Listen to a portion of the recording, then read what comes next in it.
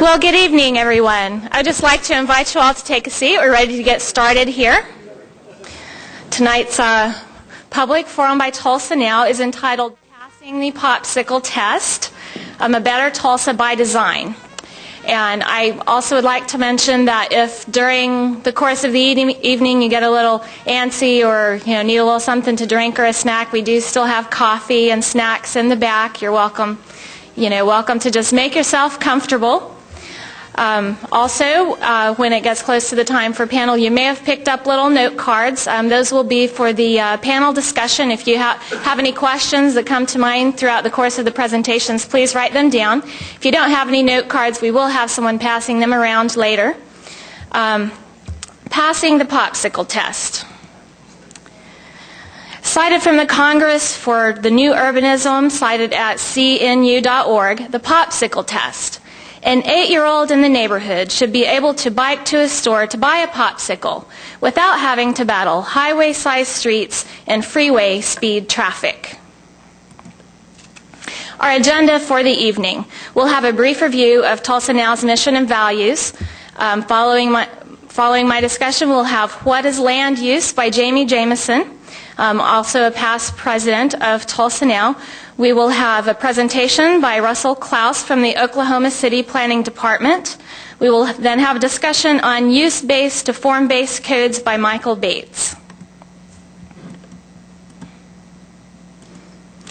The TulsaNow mission. TulsaNow, as you may or may not know, is a purely grassroots organization made up of volunteers from the Tulsa community. Our website is www.tulsanow.org, and at this place you can find a number of our documents and presentations, and there is also a public online forum available for discussion for basically anyone who wants to sign on and discuss any topic related to Tulsa. I'm sure those of you who have visited our website have noticed some of these discussions can get pretty lively. I'm sure there will be a number of discussions on this forum following tonight, so please visit our website. Also, I'd like to mention that it's a very important topic we're talking about tonight, and we cannot include all of the information we would like to, but there are several things we will post to the website following tonight, additional information that we couldn't squeeze in our time frame. And so I'd like to invite you to also, if you haven't signed up to receive our email notices, please do. We have a sign-up form in the back, and we will let you know when the additional information is posted. TulsaNow mission. Our mission is to help Tulsa become a more vibrant, diverse, sustainable, and prosperous city of our size.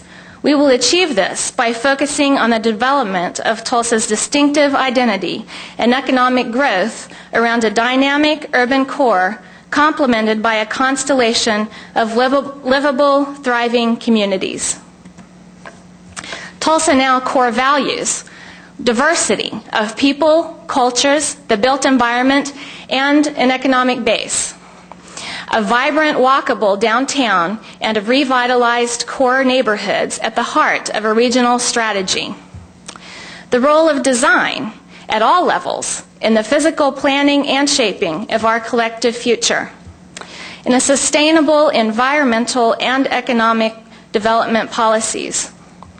Prosperity for all citizens in all walks of life in terms of material opportunities, livability of neighborhoods, and civic amenities. Respect, civility, and genuine engagement with all points of view. Some of our priorities this year have included downtown revitalization. You may recall the oft-cited quote, "You cannot be a suburb of nothing." We at TulsaNow understand the importance of a vital and healthy core. And we believe we will not have a healthy region until we have a very vibrant and healthy downtown. Regional land use strategy. We believe it is imperative to think strategically and holistically. After all, the whole is greater than the sum of its parts. Practical preservation. Look for another TulsaNow public forum in a few months on this very topic, particularly pertinent right now as we are witnessing a number of demolitions taking place or about to take place in Tulsa, including our downtown. I do recall at one time hearing the mayor say he would like to see cranes in the air, but I seriously doubt this is what he was talking about, demolition of some of our Art Deco buildings, among others. Also, understanding planning processes. And this is exactly why we are here tonight. And next to speak, we will have Jamie Jameson, a current TulsaNow board member, past president, and he will be discussing land use.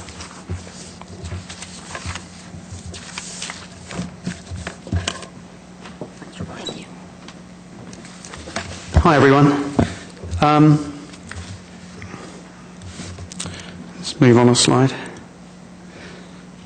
Aside from the picture on this slide, my presentation is going to be certainly the most boring visually this evening, so let's make the most of this picture. It's Venice. It's Venice. It's the world's largest city that has no cars. It is seething with people most of the year. I first met my wife while strolling around these streets. We'd never have met if I'd been cruising around in an SUV with tinted windows on an expressway. We wouldn't now have a 10-year-old son. We wouldn't be living in Tulsa. The village at Central Park wouldn't exist. It would still be 58-year-old blight. So let's start by acknowledging the possibilities that arise from different approaches to land use and to thinking out of the box. Now, the message of what follows, I think, we think is very important indeed to Tulsa's future. And here's the logic of this and the subsequent presentations. Rebecca's explained why we're taking an interest in land use. I'm going to summarize why our present land use policies are bad and don't work.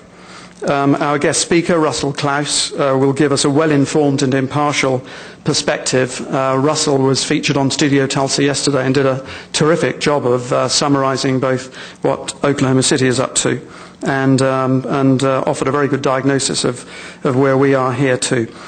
After Russell, Michael Bates is going to set out what we believe to be the solution, but in less left-brain terms than I'm going to go into.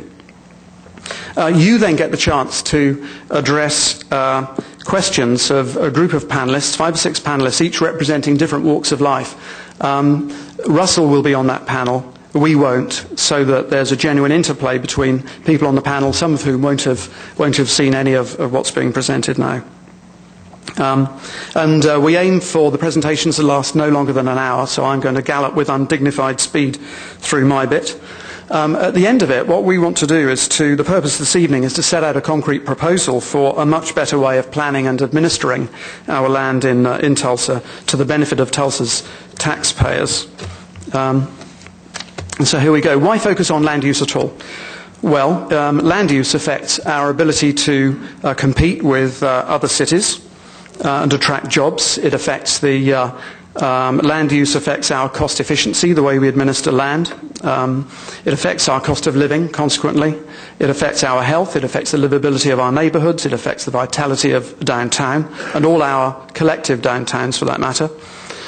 Environmental issues are a major factor in this. It affects whether or not we can afford mass transit.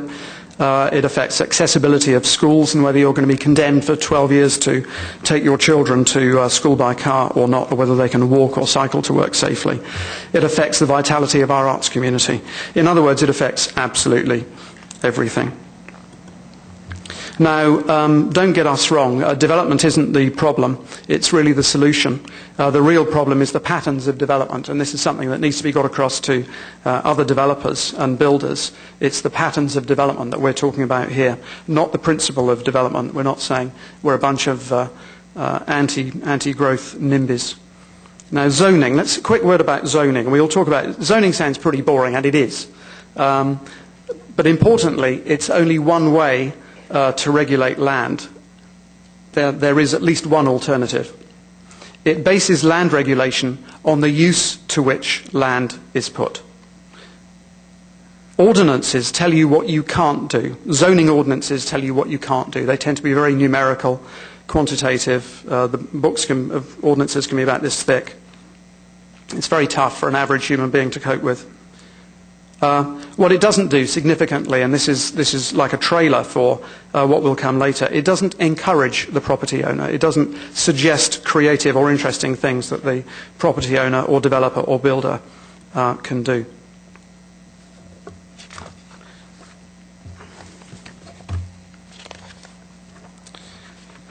We all have a pretty vague idea about what it means, except that we don't like it much, and we have good reason for not liking it very much. The greatest flaw, this is a quote from a guy who's been studying land use for about 20, 30 years now. The greatest flaw in pure zoning by use is that it ignores how much difference design can make in ensuring the compatibility of neighbouring developments, and at least half of the problems we've got as a community now are related to that incompatibility. One theory behind the conventional zoning model is that by keeping land uses separate, compatibility between neighbouring development might be ensured. I believe that was one of the original purposes. Does it work? No. The very incompatibility results in the kinds of disputes that we're experiencing in various parts of the city, most notably, most publicly perhaps, at Harvard and 71st Street. And it's also resulted in a very ugly, overly car-dependent, disconnected and pretty dysfunctional suburban pattern. Here's what Peter Calthorpe thinks. He runs one of the most successful and imaginative planning consultancies in the US. And he's been helping cities develop in more compact and cost-efficient forms for, I think, about 25 years. And there are some, you've had time to read this thing now probably, but the words that I've highlighted there, segregate and isolate, are two of the things that really are very counterproductive to just about everything about human life, including the economy. Economies don't work if people are separated from each other. Economies survive are based on human interaction, and if human beings are separated, that doesn't work for the local economy. So let's be more specific. What's wrong with Tulsa's present use-based zoning codes? And I've divided this under three headings. One's economic, another one's livability, and another one is about the process itself. And these are pretty compelling factors. I mean, any one of these factors should cause us to take a fresh look at the way we do things. But the cumulative effect of all of these is dramatic. And above all, and this is well documented, it causes unnecessarily high infrastructure maintenance costs. If you compare Tulsa with much denser, more traditional cities, you'll find that the average linear foot of asphalt, per human being is a great deal higher than it would be in Boston or New York or wherever. It's helping to accelerate the decline in the city's sales tax base, which is very bad news. It places us at a competitive disadvantage to other cities. We're using land inefficiently, and we're beginning to run out of land as a city. It increases, rather topically, it increases our exposure to gas prices. Long term, those aren't going to go down, they're going to go up. On its own, that's one reason alone for re-evaluating the way we use our land. It sets up artificial competitions with neighbouring communities, which Tulsa can only lose because we no longer have the land. We might have a chance to go into that in more detail later. And it sets up a race for big box commercial developments between cities.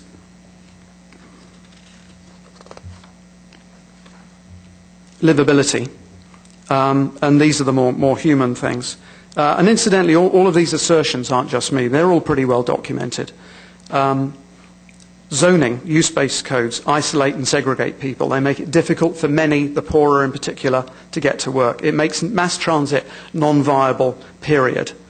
It leads to health problems, I mentioned that earlier. It makes traditional compact urban growth patterns illegal. It's very tough to do new, dense, interesting, vital developments in downtown Tulsa, or not in downtown, but in the near downtown, because you're subject to what are essentially suburban-oriented zoning regulations. It leads to pollution, self-evidently, because you're entirely dependent on the car. It ignores the changing demographics of our community. Think of the rapidly growing Hispanic community. It's small compared to some other major cities, but it's growing rapidly, and the way of life in South America, for example, Latin America, is very different there. It's much more compact, it's much more walkable. People will walk to work, cycle to work, catch the bus to work, just as they do throughout Europe and indeed the rest of the world.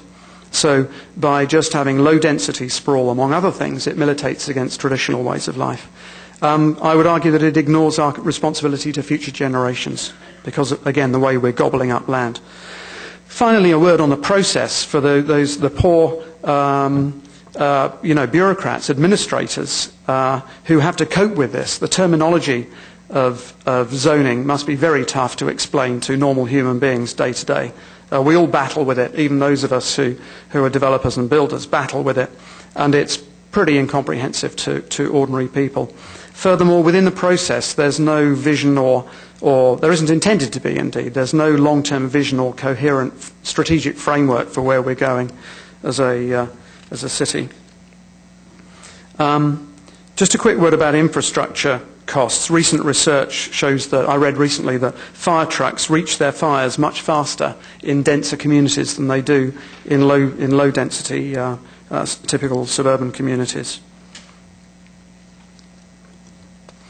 This is a quote from it's taken from a recent presentation that you can get to by going to the Brookings Institution, but during times of tight budget, and this was a report that was published just a couple of months ago, I think it was in January.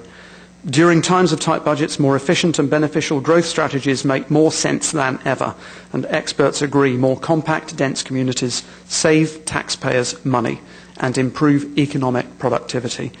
An awful lot of research went into producing what seems to some of us self-evident, but it's something that we really need to take on board. The costs of sprawl outweigh its benefits. There was an American Farmland Institute, I think that's what they're called, AFI, report fairly recently which demonstrated that suburban residential development costs more to install and maintain in terms of tax dollars than commercial developments, which is why suburban communities seek commercial developments in order to offset the losses they're making from low-density residential developments. And farmland is more profitable also than suburban sprawling residential developments because it doesn't require any infrastructure. Planned unit developments, one might argue, and indeed I confess to being the proud owner of one of these, of a planned unit development, so I've had personal experience of these things. They're quite popular, and they are, one might argue, a way of getting around zoning rules, but that's part of the thing. They're primarily there as a way to enable the developer to evade normal zoning regulations. They don't stimulate more cost-efficient development or more compatibility between commercial developments and neighbourhoods. They're very difficult to enforce, not least because staffing is always a tough proposition for the civil servants, the public servants who have to maintain them. The developer also, importantly, and this has been bugging me for the last 3 or 4 years, can't rely on there being similar complementary growth nearby. I'm developing the village at Central Park at 8th and Peoria. I live in constant terror of somebody coming in and doing something really stupid right next door, which will have the effect of devaluing the expensive and traditional urban neighbourhood that we're trying to put in place. PUDs cost a lot of time and money to prepare, with the result that the approach tends to favour larger developers with money, influence and good and usually expensive lawyers. PUD's very existence, to return to a point I made earlier, acknowledges that normal zoning doesn't work because PUDs are just a way of basically ignoring the underlying zoning. This is a quote from a consultant called Joel Russell, who works mainly for, typically in the environmental area, for farmers and so on. And he was so rude about PUDs that I edited one bit of it out. But it's pretty powerful stuff. And this is a lawyer, you know. I mean, they're supposed to be restrained, you know, dignified sort of people. The term planned unit development is itself ironic. It's no more planned than sprawl. In fact, it's completely ad hoc. Most PUDs have just evolved as more profitable forms of sprawl rather than good planning. And by this, I like this as a marketer. By calling it planned, the implication is that it will be better than the garbage produced by the plan implicit in the zoning code, which is, in turn, an admission that the base zoning is inadequate. Now, moving into even more local things, it's been quite obvious to us in the last year at TulsaNow, and indeed many of you might, I hope, perhaps came to the Land Use Forum we had a year ago. And since then, a lot of things have happened, and including these things just here. There's been a startling growth in new civic organisations, apart from TulsaNow. We're relatively long in the tooth. You know, we're 3 years old now. Young professionals of Tulsa, lots of young, bubbly, enthusiastic, highly educated, qualified people that we need to keep here. SaveTulsa.org sprang up from the Tulsa World's ill-advised demolition of the Skelly building downtown. Sustainability Tulsa, which has been around a while but is newly invigorated here. And all of these organisations with whom we at TulsaNow are connected and regularly communicate are all concerned about our city's livability and prosperity. So we're seeing different organisations forging together. Next, well, that's the good news. Now for the bad news, neighbourhood unrest. There's a number of organisations, not that many, but they're springing up. Articulate, organised, well-informed, homeowners for fair zoning. Move That Bridge, which sprang into existence. I first heard of it on Saturday. Challenging, and these and perhaps others that we're unaware of, challenging the way we do things around here. Council discontent, and I think, among other things, some good questions have been asked in the council, notably about water. That's the one that struck me most, in terms of the return on invested capital of water in this part of the world.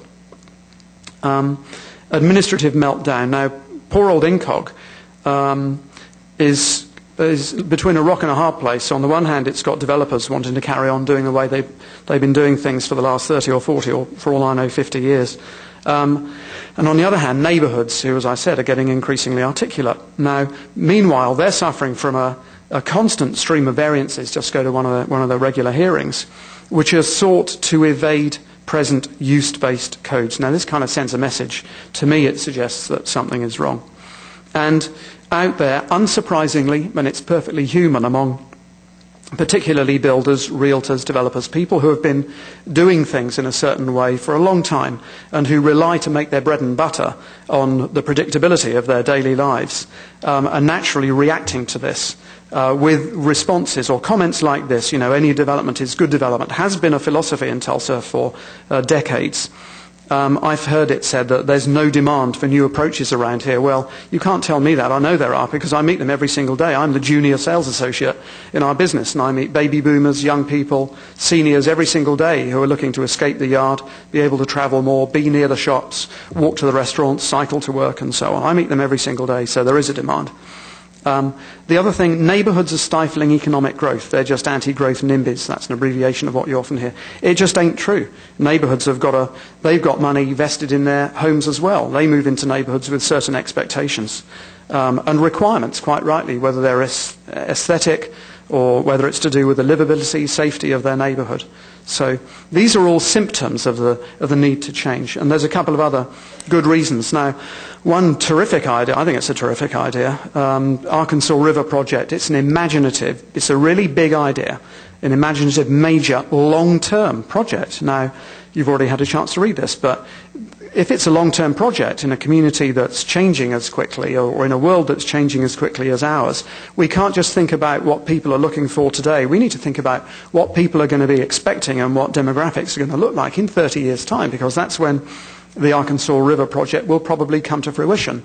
So we have to think strategically about that. The Bridge to Bixby, as I've nicknamed it. That's another, arguably, and maybe this will stimulate a question or two, I don't know, but it's another incentive for suburban flight, or is it another incentive for suburban flight at Tulsa's expense? I noticed in today's newspaper that they're talking about widening Riverside. Well, I know one or two people who live down Riverside will be pretty upset if it's widened yet again. So there's another storm brewing there, if it hasn't already erupted. Now, there is a solution. We call it form-based codes as opposed to use-based codes. And incidentally, there's a website where you can get just as clever as us. It's called www.formbasedcodes.org, and it's all one word. And it's a subset of CNU.org, which stands for the Congress of the New Urbanism that Rebecca referred to earlier. I've been over some pretty compelling reasons for changing the way we do things. We would argue that use-based codes are doing the city positive harm, but what are we proposing to put in its place, and how will form-based codes, if that's the way we eventually go as a city, how will they affect our families, our quality of life, and our pocketbooks? Now, before Michael Bates is going to pick up that particular baton, but what we want to do first is hear from another perspective from Oklahoma City, a city that's made real progress. A lot of Tulsans rile at this, but I'm just thrilled to bits that somebody else is setting the running so that maybe we can get into motion too. That's unfair. We are getting into motion. We've got Vision 2025 and there's some good stuff that's going on. But Oklahoma City is moving. Now, Russell, who's the director of the Office of Economic Development in the Oklahoma City Planning Department, he's worked for the city there for 8 years in a number of roles focusing on economic development of downtown and the inner city. He was born in Australia. He obtained a master's degree in city planning from MIT. He's previously worked with the Queensland National Parks and Wildlife Service, that's in Australia, for the city of Brisbane, also in Australia, the Nature Conservancy, and Pierce County Planning in Washington State. So he's got a very broad background. He spent 6 years travelling through Southeast Asia, Europe, and North and Central America, for which I envy him greatly. Russell started in Oklahoma, interestingly, overseeing recovery efforts in the area affected by the 95 Murrah building bombing. And he's currently working on expanding the economic development functions of the city there. He oversees management of the Oklahoma City Empowerment Zone and is helping to facilitate a number of downtown redevelopment projects. He's also working on a brownfields redevelopment strategy for Oklahoma City, which sounds very interesting. So he's a pretty busy guy. Not only that, but he has a young family, which is another reason to thank him for driving up here today. I appreciate it. Russell's also going to join the panel that will follow Michael's presentation. And he'll be joined on that panel by, among others, Terry Taylor, who's also come up with Russell today. He's a colleague of Russell's in Oklahoma City downtown planning team. Terry will introduce himself a little later. So here's Russell. Thanks.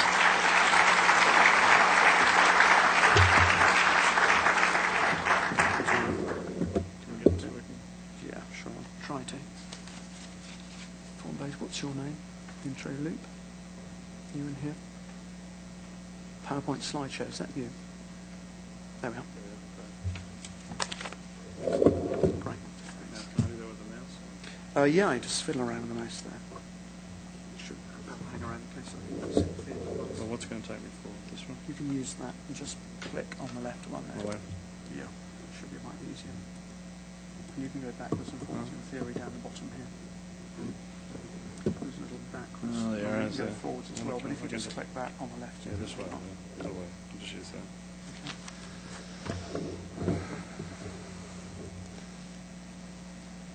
Well, thank you very much for the invitation. I'm pleasantly surprised at the turnout you have. I think if we were contemplating a similar exercise in Oklahoma City, I don't think that we would get quite the amount of interest. And so you may be ahead of us in that respect.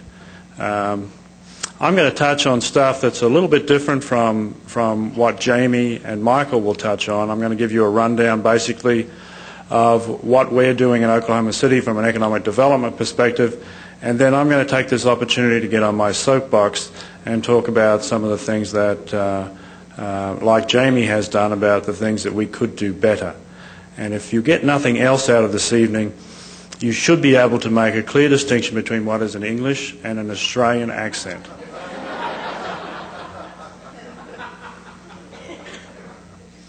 I am constantly accused of being English, and I'm sure Jamie is constantly accused of being Australian.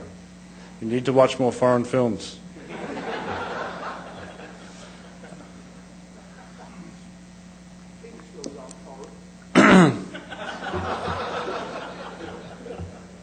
They shouldn't be considered such. I just had a quick comment on the Popsicle test here, because we're not familiar with that term, or we haven't been using it much, although we're certainly familiar with its intent. I live in a small kind of historic neighbourhood. It's about 3 miles from downtown, and we have an ice cream truck that circles the neighbourhood on a frequent basis.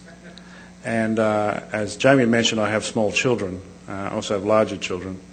And we are constantly trying to catch that truck, because when it comes up our street, it's doing at least 50.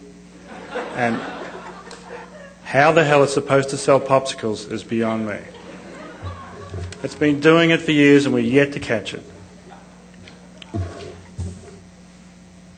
Okay, with that, let me see. I'll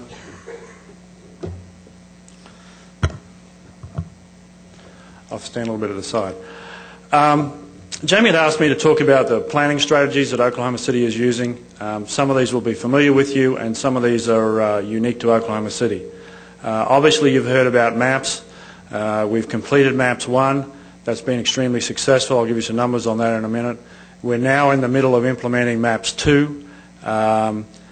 We've just started that. It's a 10-year process and we've been going since 2001, so we're expecting great things out of that. I'll explain some more of that in a moment. And I fully expect that we will do MAPS 3 and perhaps on ad infinitum like the Friday the 13th series. It's very difficult, I heard this the other day, but it's very difficult now to find anybody who said they voted against MAPS, such as being the embracement of what it's been able to do for Oklahoma City. I'm also going to go through each of these and each of these other topics in turn as well. These are, to my mind, what is having or what has the potential to have the greatest impact on Oklahoma City. I'm not going to talk about things like the empowerment zone, which I am in charge of, but since it wasn't funded, it's really been ineffective for our purposes in being able to do much. MAPS. The Chamber recently commissioned a study which showed that including the total MAPS investment, which is close to $350 million, it's now generated about a $2 billion impact. Most economists will tell you that's the kind of return that you're supposed to expect from an investment like this. So we're on target there. If we can get the same impact from MAPS 2 and future MAPS, then we'll be in very good condition. Significant property increases in places like Bricktown, which received several of the MAPS projects, and our main employment generator downtown, which is the Health Science Center Complex and St. Anthony's, have seen a 38% increase in their activities as well. I'm going to give you a few images here, more than Jamie had, but just to show you what you can go from and to. So this is what the Bricktown Canal area looked like before MAPS. Has everybody been to the canal? I don't know, but I'm sure a lot of you have. That's what it looked like before, and this is what it looks like now. If I had one criticism of MAPS, I would say that they'd had no planners or design professionals involved. So they did a good job. It's had the impact desired. They could have done a lot better, I think, if they'd involved some design input that could have taken off some of the rough edges and given us a super quality project. This is the site of the, I'll have to see, I can't remember what it was now, the ballpark. And you'll see in the background there, you'll see the canal and nothing on it. Another view of that. This is what it looks like now. We've just opened the Harkins Theatre last year. Sonic building on the left of the canal, and there are a number of restaurants that are now starting to establish themselves. There's also the Bass Pro building in the background there, which is, you probably heard about some of the controversy that went along with that. It's had its desired effect, and it's generating the TIF revenues needed to drive the rest of it. The side of the arena, I think some of you have been to concerts. I've heard that that's a great addition to the Tulsa quality of life, but you have to go to Oklahoma City to appreciate it. I haven't actually been in there for a concert because the children keep me too distracted, but it is attracting world-class acts. I think in its first year of operation it was actually 8th in attendance in the world. It's pretty phenomenal for Oklahoma City. And you'll see to the right of the arena a new parking garage and a new hotel that came as a direct result of the arena. We're constructing a new land run monument on the bottom end of the canal. It will be the largest bronze sculpture in the country. Hopefully that will assist in drawing additional people. You can also see the new alignment of I-40, which we are rerouting from its current alignment to circle a little further south of downtown, and that opens up a whole range of other planning challenges and opportunities for us. We've just started that process, and it's a little daunting because we're dealing with about 80 square blocks. We now have water in our river. The former river was actually reminded me of home because it doesn't have any water in it. It has a lot of sand. So we have about 20,000 sandy creeks in Australia. But here's a phenomenal passive recreation area in addition to a new boathouse that Chesapeake Energy is sponsoring. We had an inaugural rowing competition last year on the river, and I think that will occur annually. Attracted phenomenal crowds. The river is a major draw card. Site of our new downtown library, what it looked like before and what it looks like now. It's like we kind of plonked that on there, but the design didn't exactly correspond with the Art Deco building across the road. Part of our design issues that we're dealing with, but nevertheless, it's a very nice facility inside and functions extremely well. You can see the surface parking to the right there.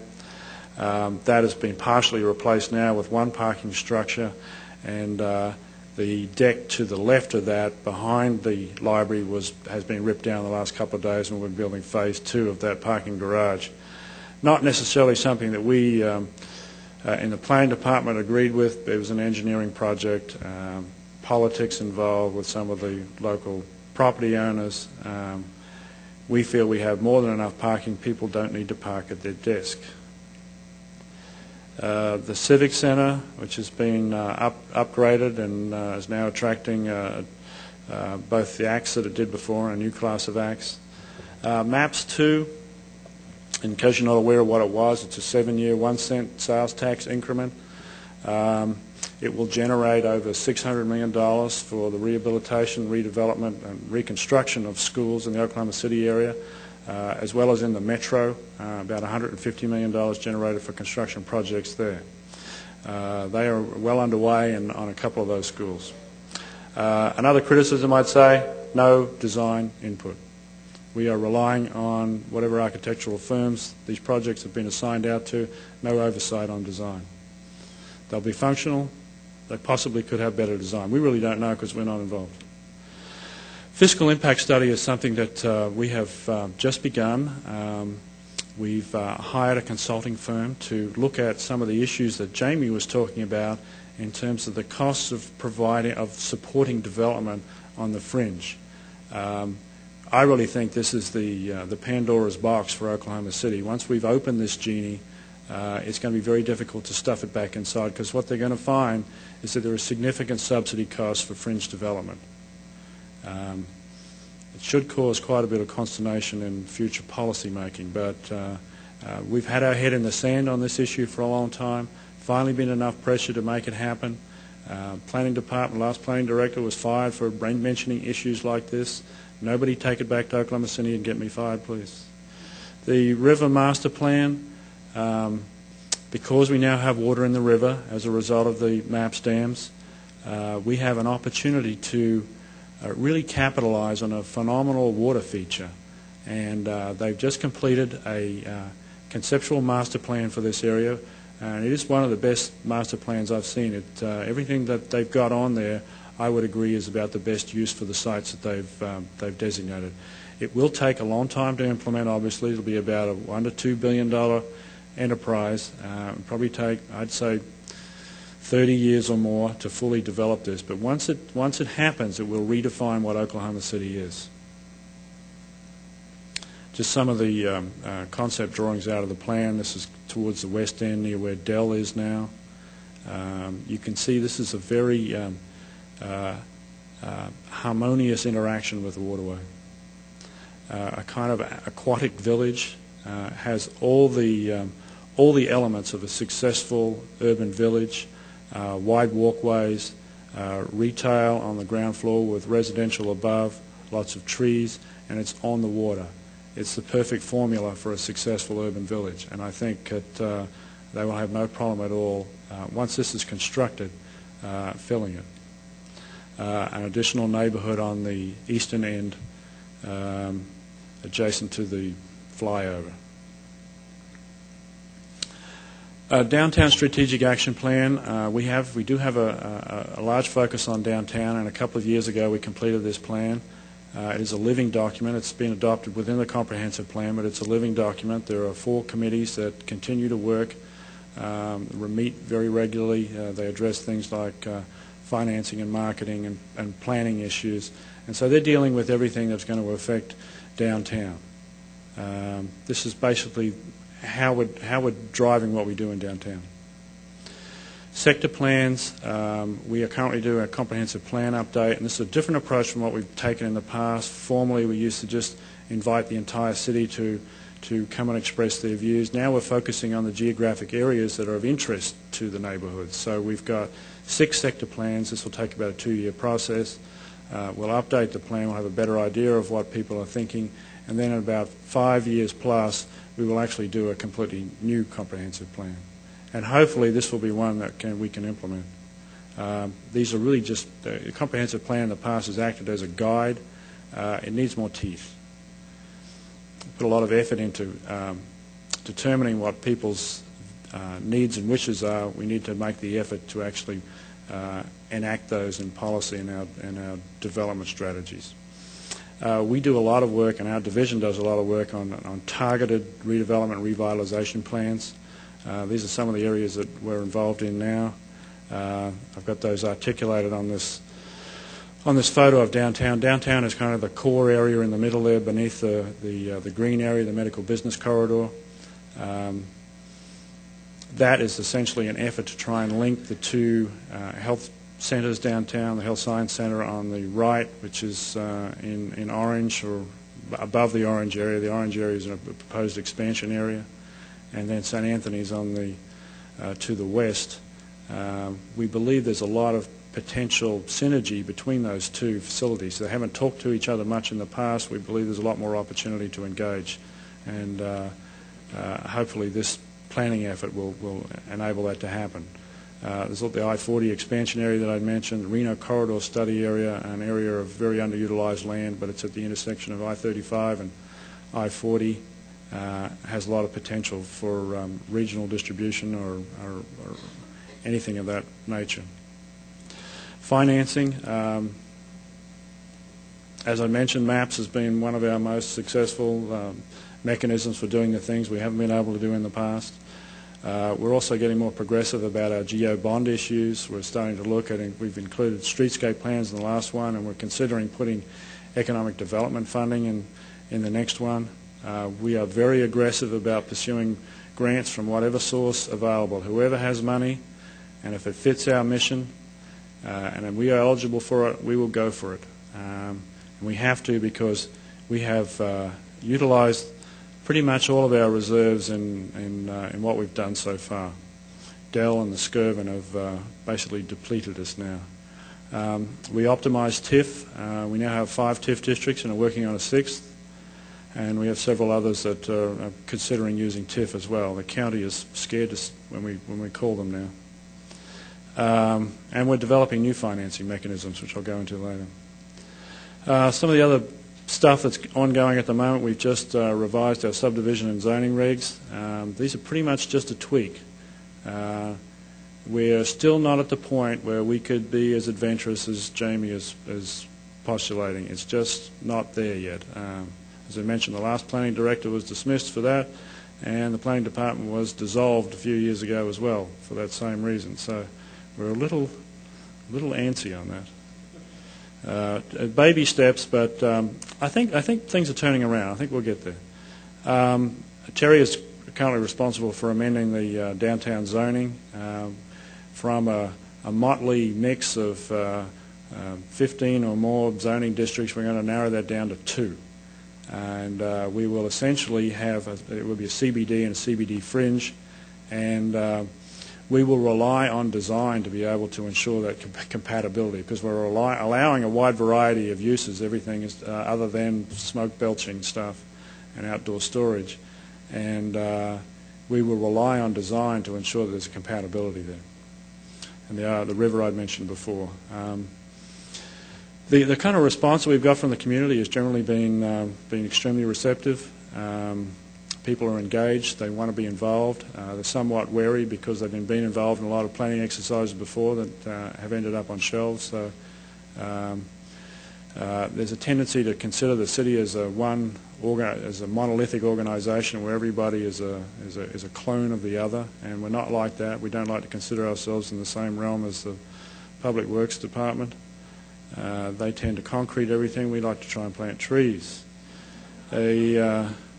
Traditional builders who've been involved, they're still focused on the fringe. They're still headed outwards. They're in that centrifugal force, and I don't think we'll ever be able to bring them in. It's just too easy to develop on the fringe. They can buy a whole section, a square mile, develop it with absolutely no barriers to entry. So it's much easier than going into the inner city where you might have a motley collection of 25-foot lots, some with buildings on, some with not, some with held up in family trusts, some with brownfield issues. It's a lot more difficult to deal with, but I think the reward is much greater.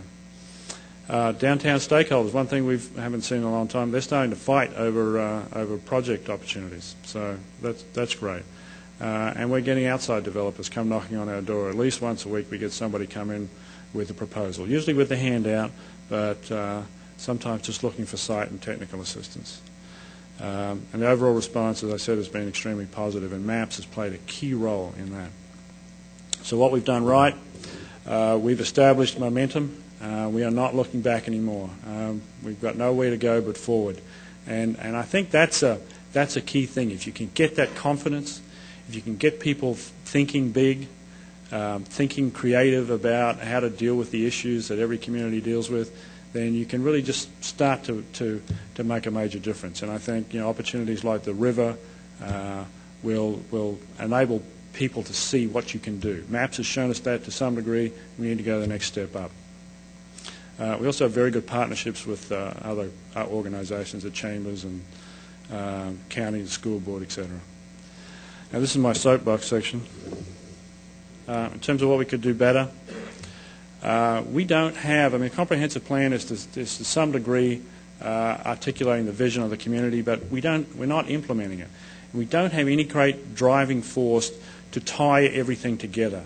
When we do the comprehensive plan updates, we don't involve the other departments. I think that's a huge mistake. Everybody needs to have their buy-in into it. You just can't move forward if you're just doing it in isolation, and we've had a tendency to do that in the past. I don't know any business or any major business that would operate without a strategic vision, without a strategic mission about where that organization goes. We spend a lot of our time fighting other departments, which is absurd. We need to be all focused and moving in the same direction. We don't know why we're doing what we do. When people come to council, they complain about potholes or broken sewer lines and stuff like that. The bottom line is it's got to be quality of life. That's got to be driving everything that we do. We have got to look at everything that requires, that provides a greater quality of life, whether it's slowing down that Popsicle truck driving through my neighborhood to enabling the kids when they're old enough to ride off to a store. We need to focus on that. We need to do a lot better job of actively engaging the community. We do a lot of token participation stuff, not so much in the planning department, but in other departments.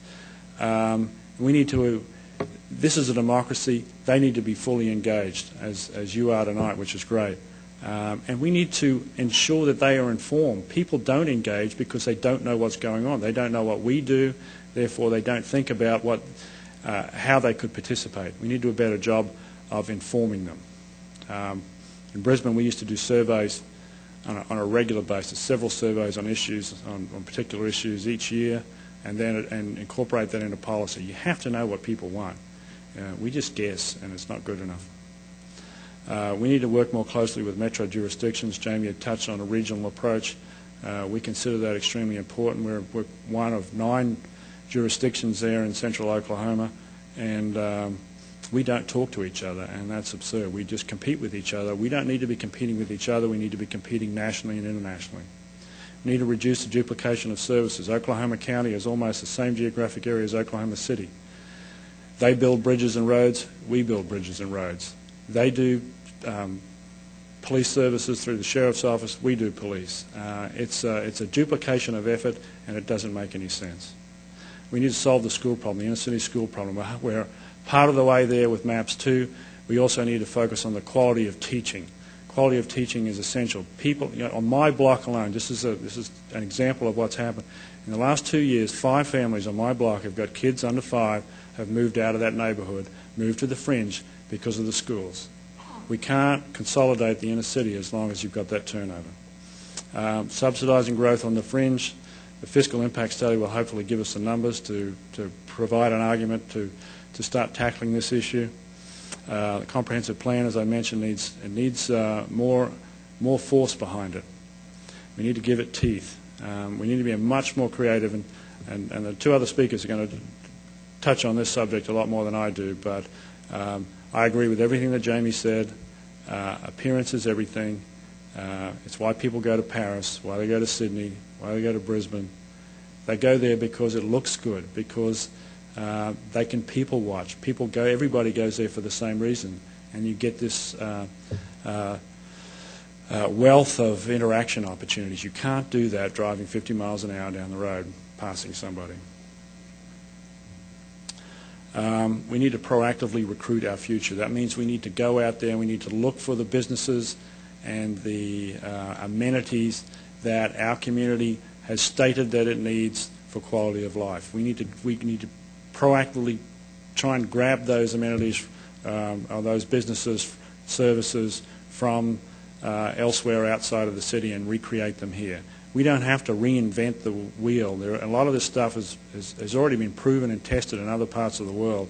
And while it would be nice to be creative and come up with our own things, initially I think it's just a good step if we can just take the best of what other people have done. They've tested it. We know it works. Let's adapt it to our situation.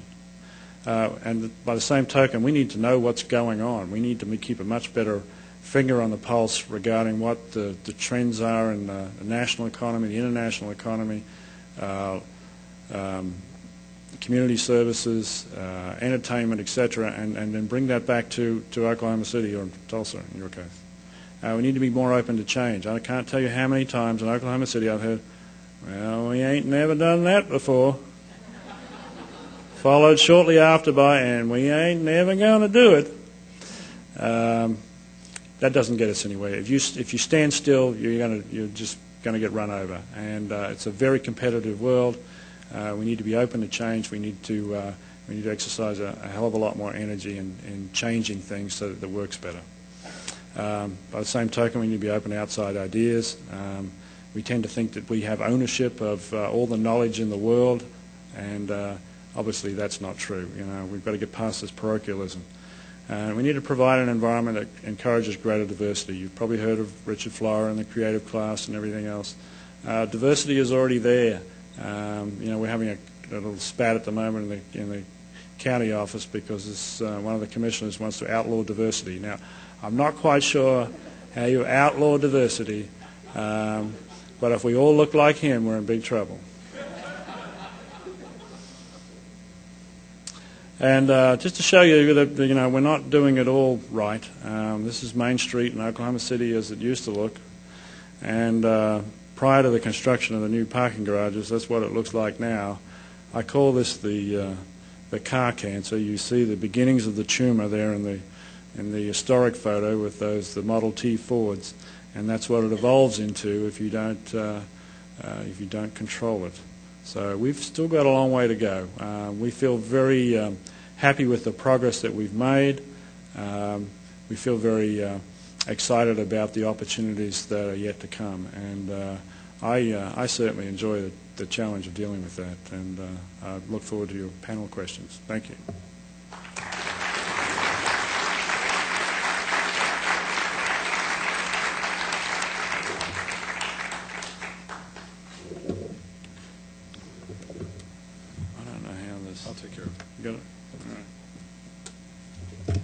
So we get ready to switch over. I'd like to give you a chance just to stand up and stretch for a minute. I know it's been a while.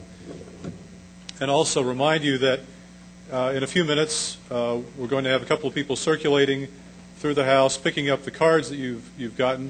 If you've got questions for the panel, please jot them down and hand them in.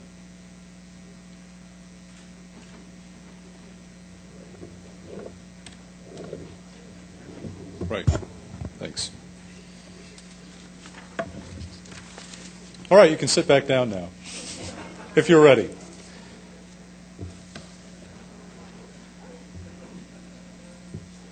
Jamie went into a lot of detail earlier about how our traditional use-based approach to land use regulation, zoning, has failed us. We'll touch on that again somewhat. I want to, as we talk about how we can move from that into a different approach to regulating land and to dealing with how we use land in a city, I want to give you another look, another perspective on why this matters and to whom it matters. And in the process, not only talk about that, but also talk about why it is that here in Tulsa, walkable neighborhoods are an endangered species and what we can do to change that, as well as why we should bother to change that. The Popsicle test, which is, to remind you, is can an 8-year-old boy, like my son, or a girl for that matter, but can an 8-year-old ride a bicycle or walk to a store, buy a popsicle, without crossing a street that's as wide as a freeway and where the cars are traveling that fast, without risking life and limb? I grew up in a neighborhood, well, first of all, on the fringes of downtown Bartlesville, where not only could my dad walk to work, we could walk to the city park, to the grocery store, to our church, to a swimming pool. We could get by with one very unreliable car in that situation. When we moved to Tulsa, we moved to a suburban neighborhood, and yet still there were a couple of little convenience stores on the edge of the neighborhood where you could go for an icy or a candy bar or baseball cards. Most neighborhoods that are built today, it's simply not possible. You've got sidewalks. Now I think we actually require sidewalks in our subdivision regulations, but they don't lead anywhere interesting or useful. And that really is the question. The test of walkability is, can I get anywhere useful or fun or interesting without needing to get into a car or have mommy or daddy load me into the car, buckle me into the car seat, and drive me there? For walkability, there's certainly an aspect of it where it's just simply walkable neighborhoods are fun places to be. You can park somewhere, you can go and explore without having to continually get back in your car, find someplace else to go, park again, and get back out of your car. But for a lot of people, a lot of Tulsans, walkability isn't just about entertainment or interest, it's about independence. For children, for teens and students, it means the chance to go someplace without having to depend on mom and dad to take us there. When I was in college, I lived car-free in an inner suburb of Boston, in Brookline, and spent the time I was there going everywhere I needed to go, either on foot or by trolley or by bus. For the elderly whose vision is not what it once was, they don't like the glare driving at night, the reflexes aren't what they once were, the ability to get somewhere without having to ask somebody to give them a lift is important. For the disabled as well. Certainly as we get to $2 plus gasoline, are likely to stay there for the foreseeable future, the ability not to have to spend the gas money for ordinary routine things is a help. Mass transit, while it can be a wonderful thing, in our current circumstances, it really doesn't work. If you think about what it would be like to actually get on a bus and run your day's worth of errands using our bus system, now think about the obstacles. If you take the bus, say to go to Target on Yale, you've got a quarter-mile walk after you get out of the bus stop on Yale to get to the front door of Target, in whatever the weather happens to be. That's true for most of Tulsa. It's that last quarter mile, the connection from the bus stop to the destination. And then once you're there, how many errands can you run before you have to get back in the bus and go somewhere else? And you've got a 20-minute wait for the next bus to come along. It's not a practical solution right now because our neighborhoods, transit works best when it's connecting neighborhoods that are walkable. I mentioned disability earlier, and a lot of people who can't drive because of some physical handicap that they have. And recently, about a couple of months ago, I was in New York, and I met a guy named Nick, who is blind. He's about my age, and he gets around entirely on his own, just with a cane.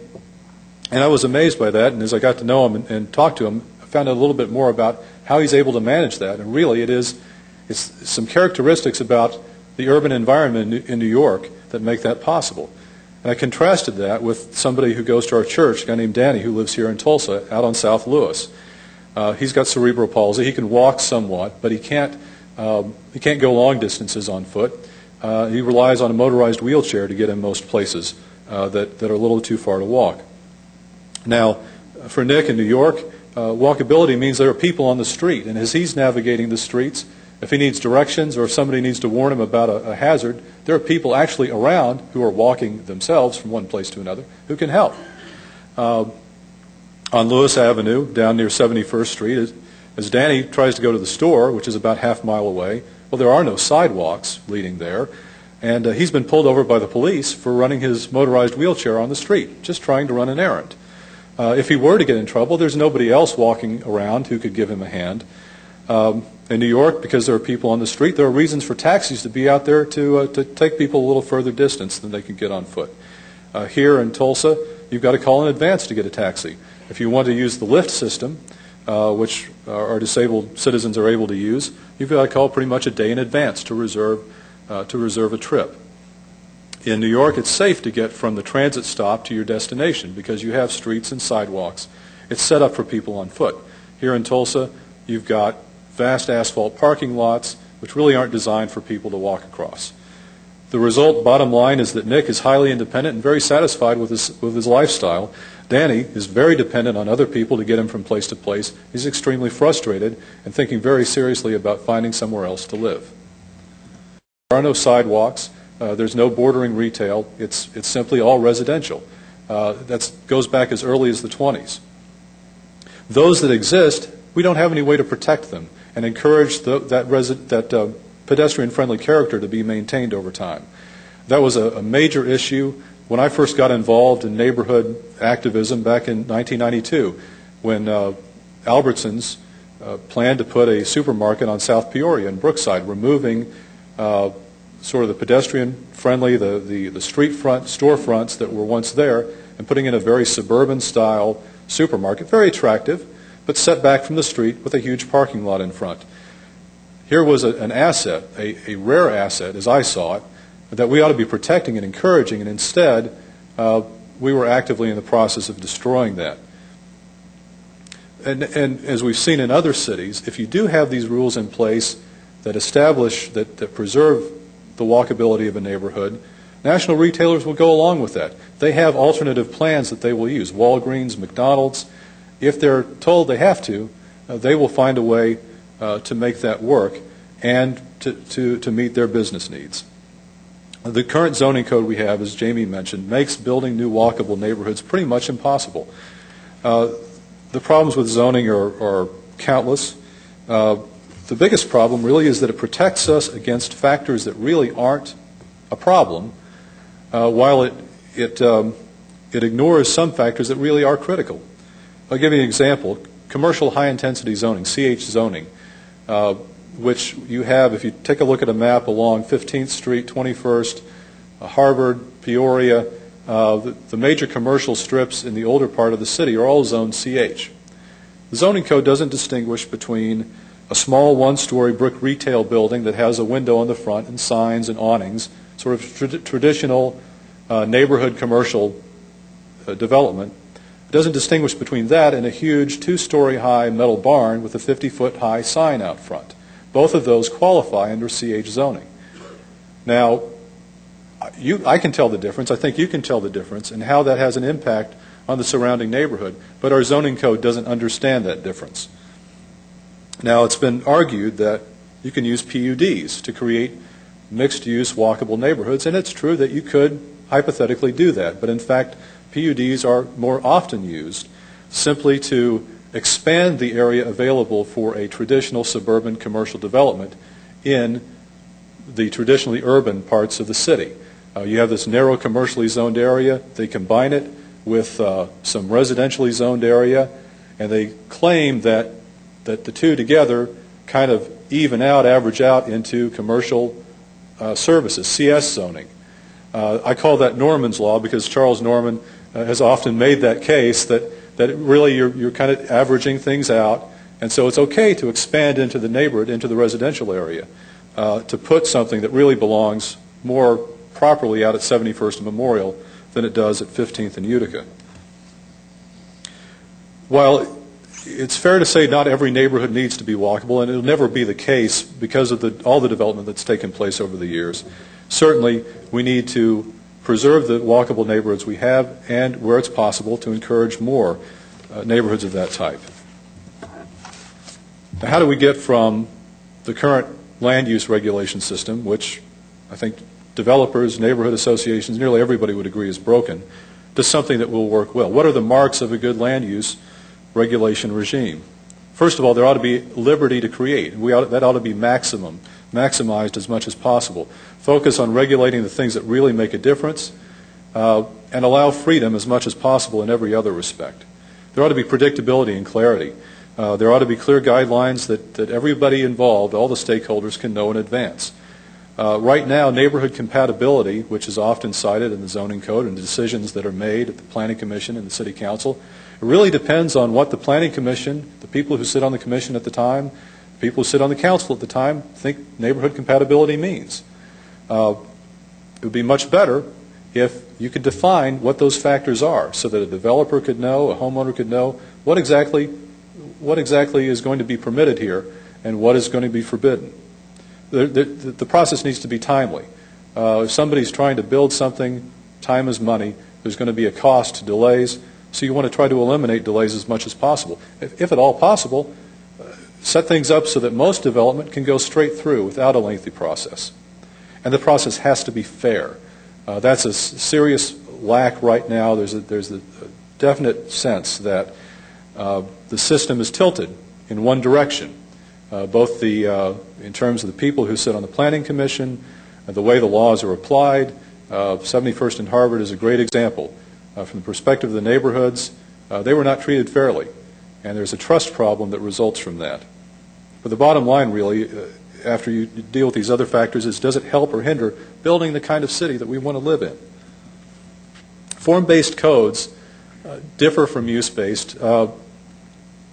They tend to be less theoretical and more concrete. They focus on observing what works, what makes an environment a good place, a pleasant place, a place that integrates well with its surroundings.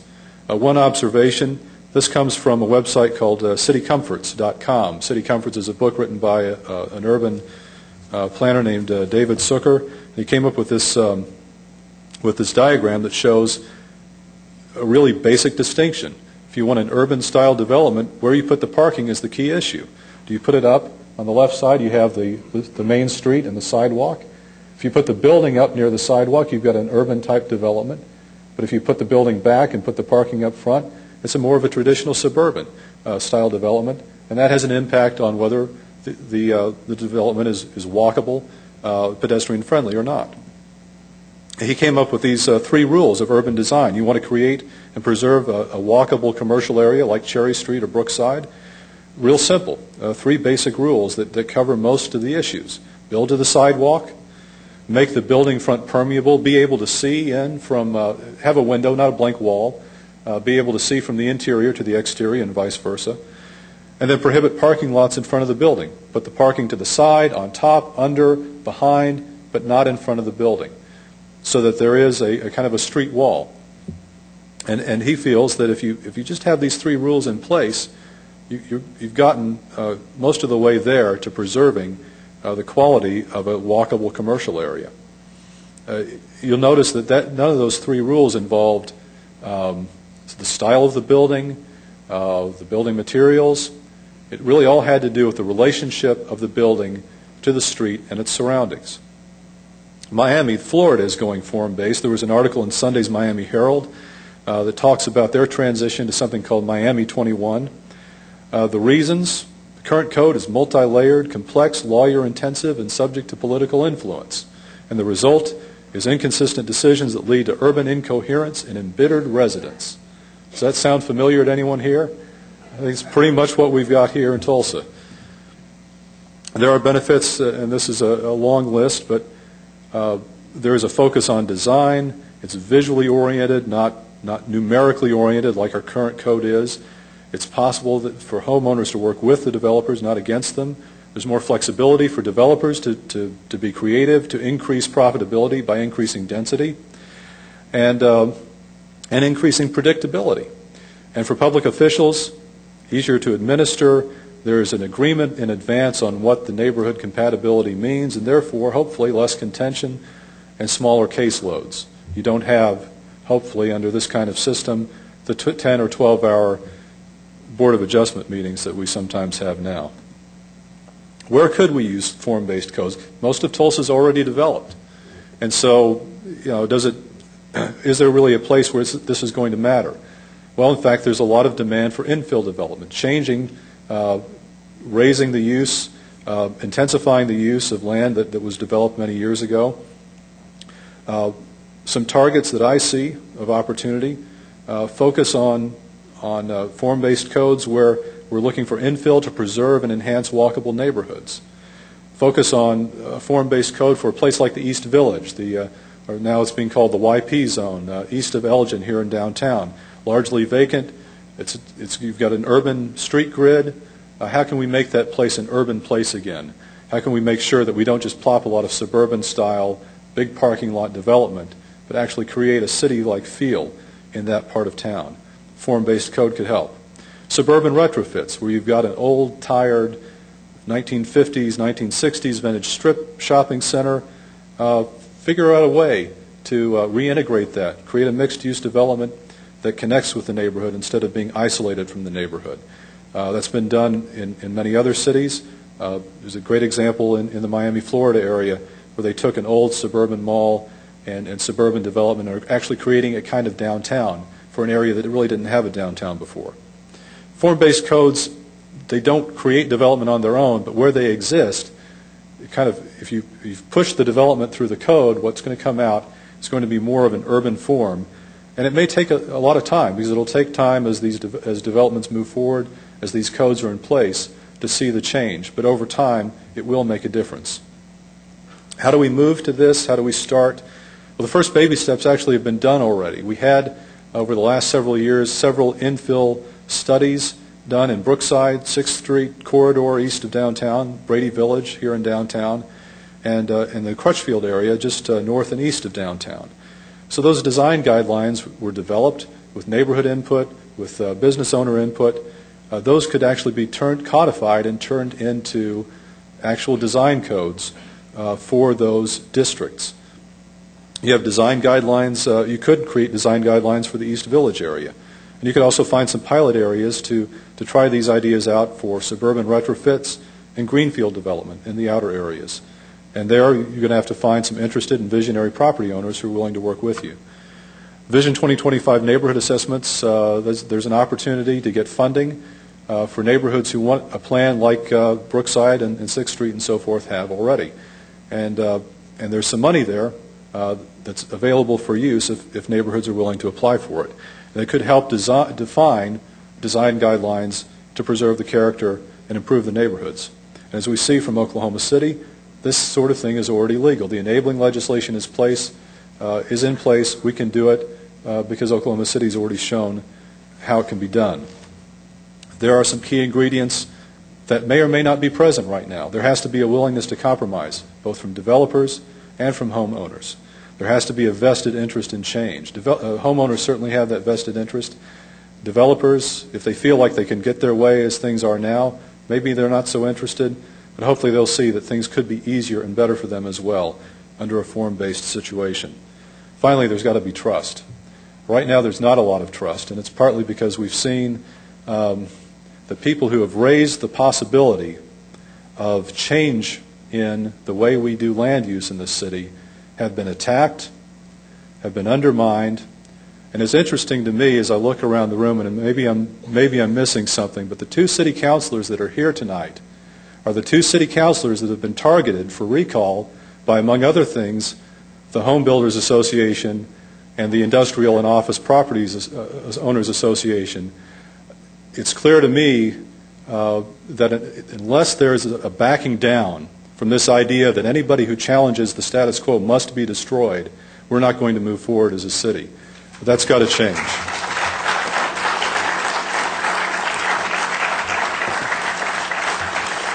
Finally, thank you. Here's some opportunities to learn more. CNU.org, the new urbanist website, formbasedcodes.org, has some examples of where this is being applied. Make your voice heard. Let your elected officials know you're interested. The City Council could start the ball rolling by telling TMAPC, look, we want to adopt an ordinance that allows this sort of district to exist. Get started on it. There has to be some funding, but that's really where the City Council can take initiative.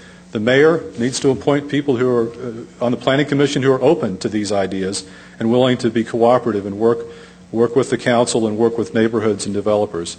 And finally, if you're in a neighborhood and want to see this kind of thing for your own neighborhood, look into getting funding to do a neighborhood assessment or neighborhood plan for your area. Thanks very much.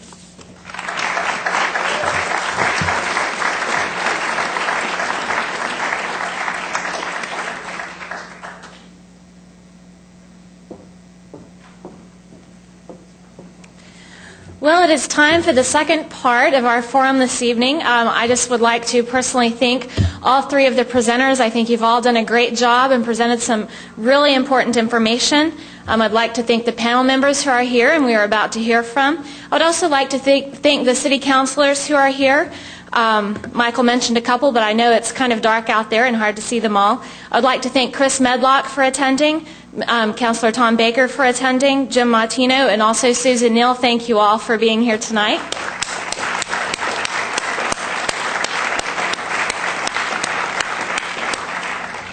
In a moment, I will call the names of the panel members, and when I do, I just ask that you enter on this end of the stage down here and go ahead and take your seats in the chairs.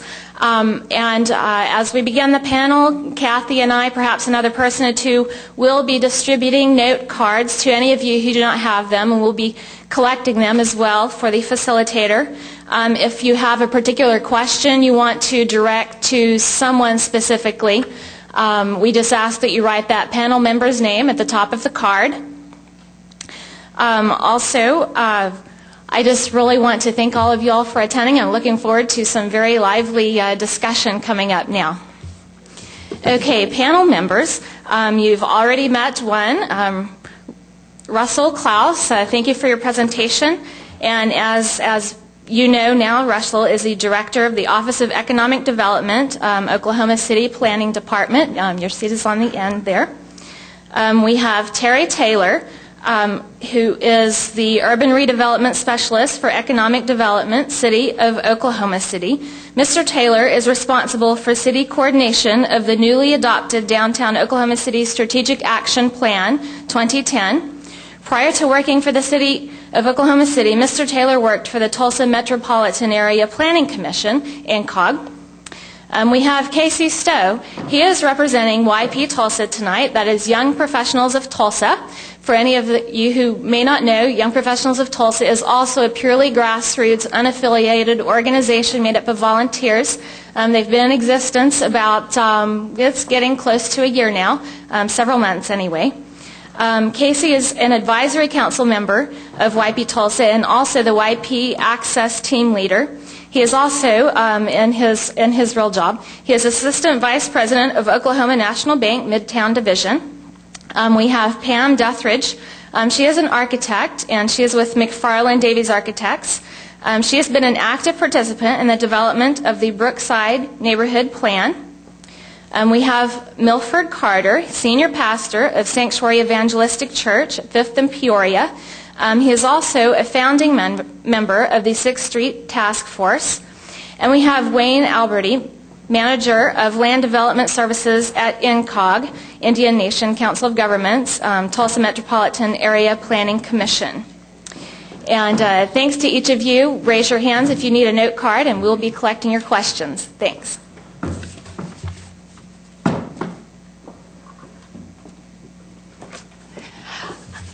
Also, I'd like to introduce Ken Busby. We are very fortunate to have him as our facilitator tonight. I'm sure most of you know him from the Arts and Humanities Council, but I'm also honored to call him a TulsaNow board member. Thank you. Woohoo! I have a fan club here. How exciting. I've already got questions, and they're going to be feeding me more questions as we go this evening. So thanks again to our panelists for being here. Before we jump into the questions, do any of you have an opening remark or anything that you want to say that you really were urged to wanted to get out before we start? Speak now or forever? Okay. That was it. That was your chance. Okay.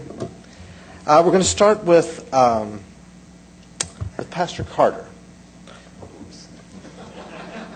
Are you ready? Yes, sir. All right. If we have mostly run out of land, shouldn't we be more ambitious with inner city redevelopment? Yes. Okay, thank you, Pastor Carter. Would you care to elaborate? Well, of course, I think we should be obviously more concerned about how we're going to use the land, especially in light of the consequence that we're seeing resulting from the lack of our planning and the lack of development of livable situations. When I look at numbers about how many people have left, what is it, somewhere in the neighborhood of 10,000 jobs in the last year or so now, it's also quite interesting that the inverse is true. About 10,000 have showed up in Oklahoma City and an increased side. So while we're excited about that for them, it's sad for us here because I think it's something we need to address. Thank you. The questionnaire also wanted to hear from Terry Taylor on this one.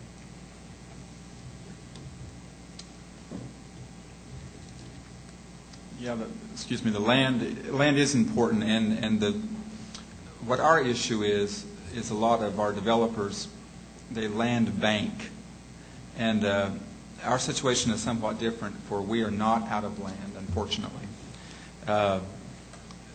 And what we are trying to do is to create the incentive to develop to infill and to create the density. We have our problem is mostly, as Russell alluded to, is the development community is continuing to build on the fringe of the city, and so our attack at that, if you will, is to determine the cost of that development to the city as a whole.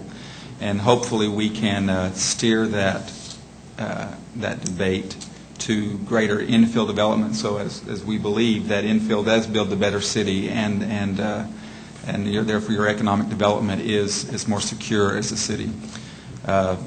It's a strong and difficult task we have ahead of us, but we are on that same page with you here in Tulsa. Thanks, Terry. Would anyone else like to comment on this question? Let me just add to Terry's comments in terms of the size of the city. As you probably know, Oklahoma City is it's the second largest city by land area in the country. That makes it very difficult. When I talk about growth management in terms of needing to deal with that, it's not a geographic boundary that's a problem. It's an economic boundary. It costs a lot more to develop on the fringe. The more you develop on the fringe, the less money you have available for the quality of life issues that I was talking about. The less money you have available for open space and culture and arts. You don't have that money. We're spending it all on roads, fire, and police. And that's what it's about. I come from a city, Brisbane has a population of about 750,000. Its budget was equivalent to Oklahoma City's. And we have sidewalks in front of every residence. The city does street tree planting in front of every residence. We have phenomenal museums, art, culture, outdoor performances that are put on by the city. All of that stuff you're missing out on because of spending it all on roads, fire, police, and sewers.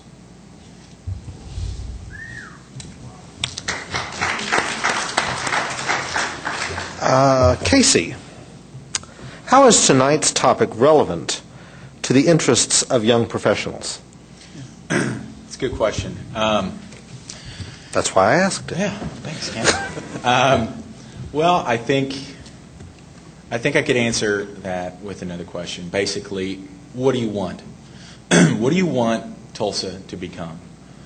Do you want it to become a suburb of nothing, as was mentioned earlier?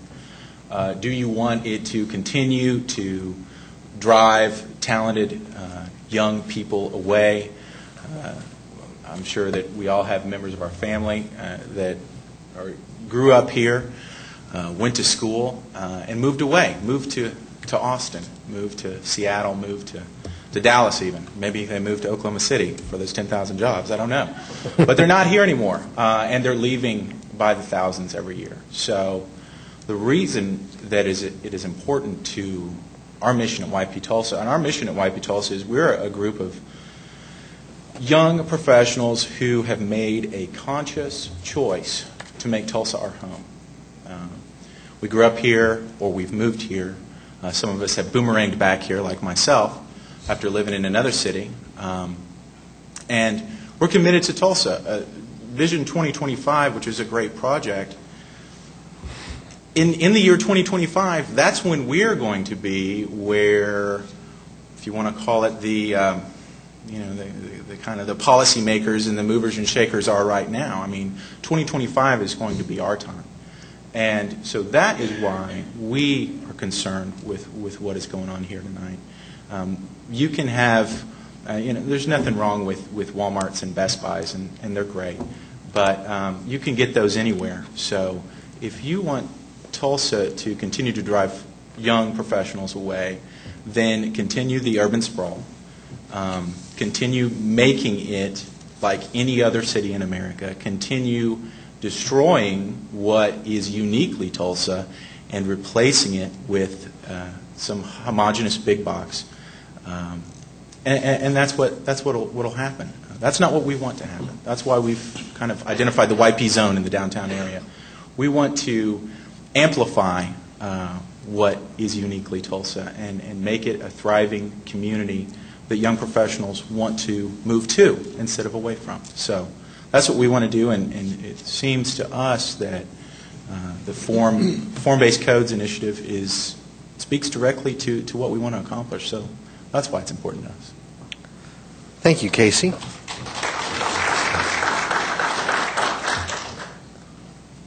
This one's open to anyone who wants to dive in. Philadelphia has recently established a Wi-Fi internet zone. There have been some groups proposing Tulsa adopt a similar zone within the interdispersal loop. Is this a viable plan to stimulate more growth and redevelopment downtown? Anybody want to jump on that one? Well, I'm not from Tulsa, but I'll jump in on that. We are currently considering establishing Wi-Fi in Oklahoma City, and I think it's essential for future growth. It's one thing that you can do to provide a competitive advantage for your downtown. It's pretty difficult to establish a Wi-Fi out on those commercial strip zones, but it's perfect for downtown. The technology's improved to the degree now where it's a lot cheaper than it used to be, and I think it's almost a question of you'd have to be pretty silly not to do it now. Excellent. Anyone else? I could jump in on that one. We keep talking year after year after year about trying to revitalize downtown, and that would simply be one of the ways to do that. Make it attractive for people to be downtown, whether they're visiting, whether they're doing business, whether they own a company. That's what you need to do to get people downtown. It makes it cool. I was in Seattle not long back, and people can take a laptop to a coffee shop and tap into the internet on the Wi-Fi. They're not connected, but it's there for them to tap into, and that provides that's just a little added advantage for downtown. I also think it's a bit of a no-brainer if you're trying to attract young, tech-savvy individuals. It speaks directly to what that demographic values.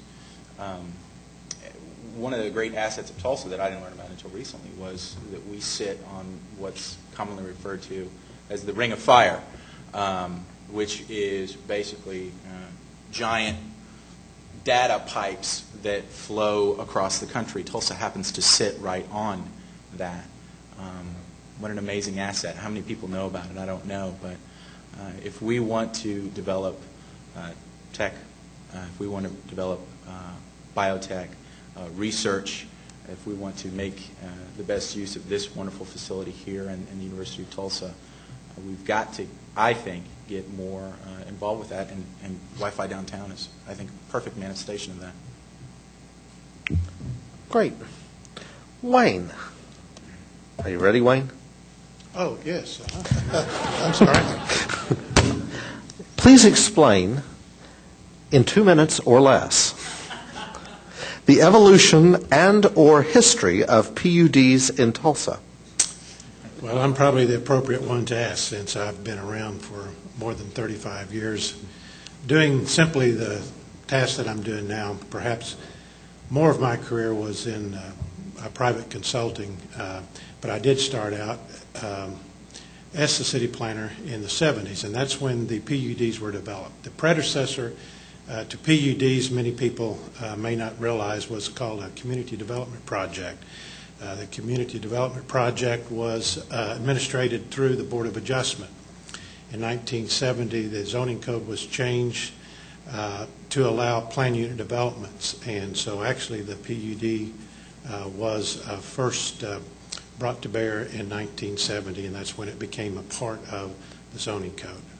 That's probably less than 2 minutes. That was excellent. Very good. Anyone want to add anything? No? Okay. Russell, how do you reconcile form follows function with form-based code?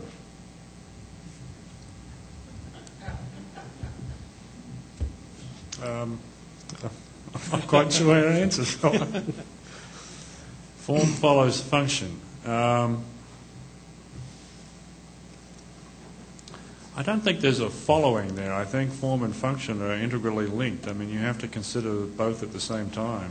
I think the problem is that we're trying to do catch-up now. We have a lot of function out there. We have no form to it. So obviously form has not been following function. The two have to be done together. What I didn't mention in my presentation is that we do have a number of design districts. We do not have one over the downtown core, although we have it around the perimeter of downtown. And then we have another older couple of commercial districts that have design districts.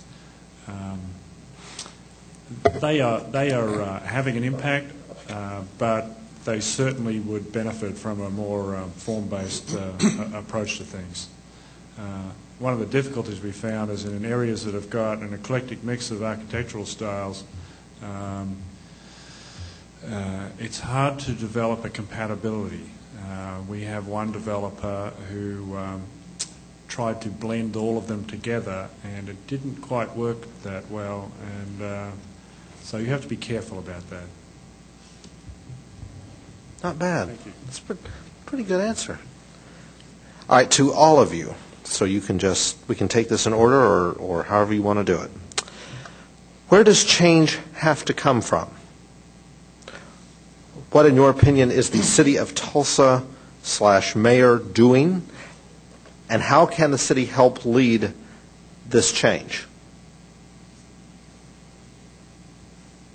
I'll take a stab at that to at least get it rolling. Talking about change, I think it's got to be community-based change.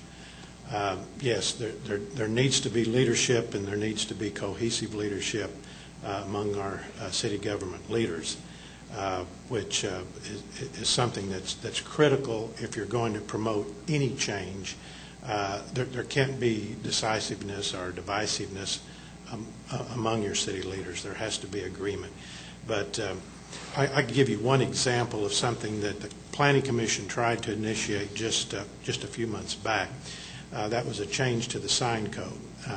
And I think everyone can agree, unless you're an industry provider, that there's something not quite right about flashing animated display signs. We currently prohibit those on outdoor advertising signs along our freeway, but the industry was pretty strong in getting them on what we call business signs, which would be on-premise signs.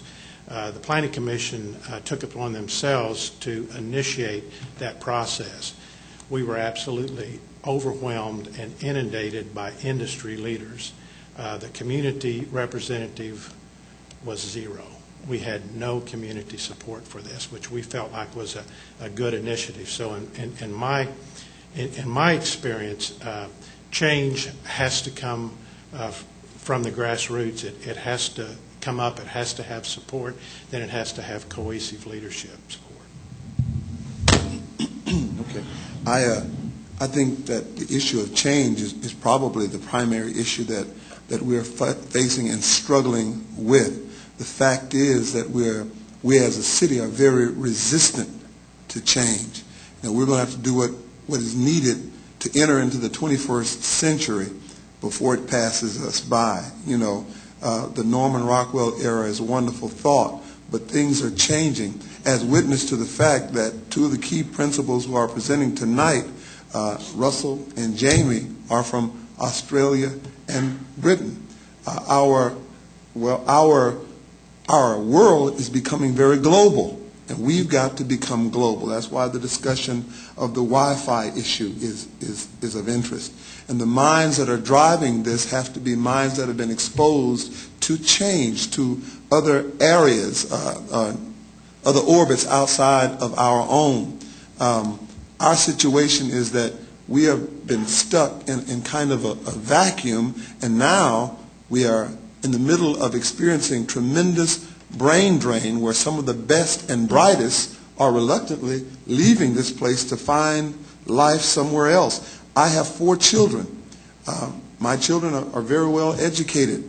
I fear what will become of them. I raised them to be great lovers of this city, to be contributors to this city. But if you can't live in this city, if it offers you nothing, then the options are very meager for them. So I think that these are the issues that face us. They're very, very real issues. Our city, whether, someone spoke about the head in the sand, if we don't pull our head out of the sand and recognize that the infighting is destroying every one of us, if we all keep fighting and chewing, there'll be nothing left. I mean, that's just the fact of the matter. So at this time, we've got to come together, find out what is necessary, what areas of change, what we're willing to do that benefits the entirety of the city. Because if not, if one little sector continues to prosper, then the rest of our city dies. It will die too. I have more to say on that, but maybe it'll be best said at another time. So. I'm not very well versed with this proposed zoning change. However, it appears to me that the best way to change, to start to do something like this, would be to take a district, an area, whether it's the downtown area or Brookside or Cherry Street or something, and actually allow this train of thought to proceed, to develop. I'm an architect. I'm a member of the American Institute of Architects, and we're very interested right now in neighborhood revitalization. We would like to help facilitate some of these changes and some of the neighborhood revitalizations that are much needed in some of our older neighborhoods. In my neighborhood, which is Brookside, I belong to my neighborhood church, which is Southminster Presbyterian Church, and within the last couple of years, we formed an agreement with Aberson Development. We own some commercial property that faces out onto Peoria, and Aberson Development took the buildings, the existing buildings that were there, did a major renovation, and I think it was to the benefit of Brookside and to Tulsa that he was allowed to do that. Now, there was no zoning change required to do that, but this developer took some old buildings, he basically gutted them out, painted them white, put glass in the front, on the street, right on the sidewalk. The parking is back behind like we have been presented with. Brought in some very likable tenants. You can see the comment was made earlier about seeing into the store. One of the stores is a furniture store, and you can see all the way through. You can see everything in the store. One of the places is a restaurant. You can see the whole restaurant. It's very upscale. When you drive by, it makes you want to get out of your car and just go in to find out what's going on in there. And if we could do those kinds of things, take off small bites one at a time, but get our developers to help us do that. The most creative people in Tulsa are developers. I don't want to say anything bad about architects because we certainly facilitate those developers, but usually it's the developer that has the money, that has the big idea, and has the land. And I think that's where we need to start. And so we could identify districts around Tulsa, maybe even just start with one. And most of the conversation over the past years has been downtown. We need to revitalize downtown. Maybe we take that as a district and we test this and we use it and we see what we can do. With our money from 2025, we ought to be able to do a lot. Absolutely, and I just want to amplify that point. As far as where the change needs to come from, it does need to come from the community. It does need to come from grassroots efforts. It's got to work in concert with the public officials. But, you know, I think that people are resistant to change. I think Tulsans are resistant to change. I think humans are resistant to change. We may have a little bit more of that resistant to change DNA here in Tulsa. But nonetheless, I think you do take small bites. You can't eat the elephant all at once. So you carve out little pieces exactly like you propose, whether it's downtown, whether it's Cherry Street, whether it's Brookside, I don't know. I'm a fan of downtown, but I think all those are good options, and I'm sure that there are others. But that's how you have to do it. You have to start small, get a win, get an early win, let the city and the metro area see what can be done with real change and see how positive it is. And I think that's how you get the ball rolling. Well, from my perspective is change does come from the private sector. However, the public sector is responsible for the trust that must be built to enact the change. We have in Oklahoma City been benefited with, I'd say, about a dozen years of a good public trust, and I would say the MAPS vote was the tilting point for that trust. And the city government, the municipal government, has done, in my opinion, done a good job of enacting that trust that the public gave us. And had that not gone well, trust and change would not come from that. Since that point, we have been able to enact some ordinances that for us are progressive and what we thought wouldn't have happened. We've upped our landscaping requirements dramatically that we never thought we could do. That was initiated by the planning department. Last year we banned the placement of billboards in the downtown area along the existing I-40 and the proposed I-40, an issue that we never thought would have happened before that. We are now in the process, as Russell has mentioned, of amending our central business district, the entire downtown zoning code, the land use, if you will, of that area. While it's not pure in form district, there are a lot of the form district ideas incorporated into that proposal, including design regulations that will be codified if we're successful. And I believe we will be, because we have been able to create a public trust on the side of the municipal government.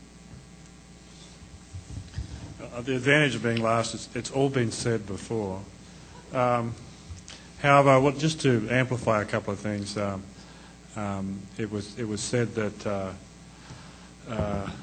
forgot what I was going to say. One of the things I did want to emphasize, though, is in terms of sort of framing the issues, we often get caught up in the same language of the people who continue to win the battles. And what we need to do is to reframe the issues. One of the things that we always talk about in Oklahoma City when we're trying to attract new development is like, wow, think about all the sales taxes we're going to get. Well, that sales taxes doesn't mean anything if you don't use them appropriately, if we're not getting something beneficial to the community out of it. For the most part, those sales taxes they're not even covering the services required to support those new developments. We need to reframe it. It's not a sales tax issue. It's a quality of life issue. You've got to reframe it. And that's just one example. Everything that you're talking about in terms of the zoning codes, I think some of the language that's been used tonight to talk about form-based codes is great.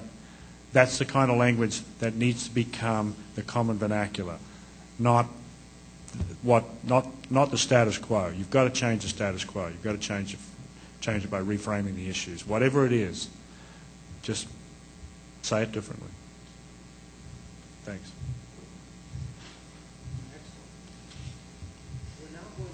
Hello. I've been lost. I'm back. Oh, I was scared there for a minute. I know you're very excited to hear this. We're now moving into the lightning round of questions.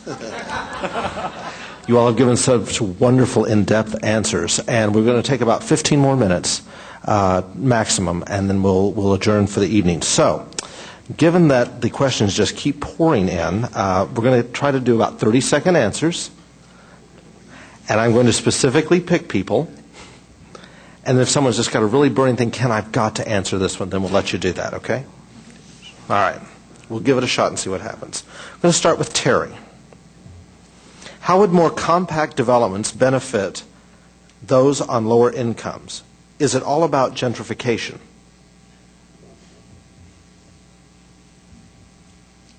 I don't think it is.